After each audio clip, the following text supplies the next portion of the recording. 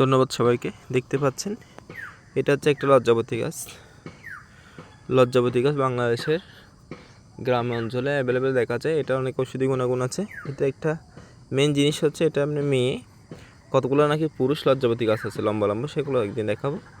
এই গাছগুলা কাদের আছে বা কার কার পরিচিত, ঔষধি গুণাবলী কারা কারা জানে সেটা কমেন্টে জানাবেন। একটা জিনিস দেখেন, লজ্জাবতী গাছকে এই পাতাটা যখন আপনি টাচ করবেন, টাচ করলে দেখতে পাচ্ছেন নুয়ে গেছে, পাতাটা বটে গেছে আর কি। এটা দেখেন, টাচ করলে দেখতে পাচ্ছেন।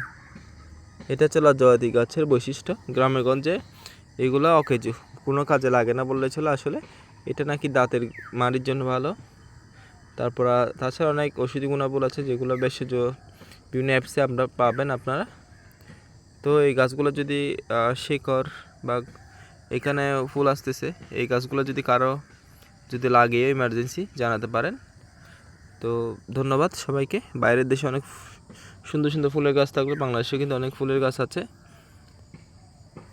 আমরা দেখাবো। আশা করি আপনারাও জানেন বাংলাদেশে শীতকাল চালু হয়েছে, অনেক সুন্দর সুন্দর ফুল ফুটবে, আনাচে কানাচে ফুলে ফুলে ভরে যাবে আমাদের দেশ।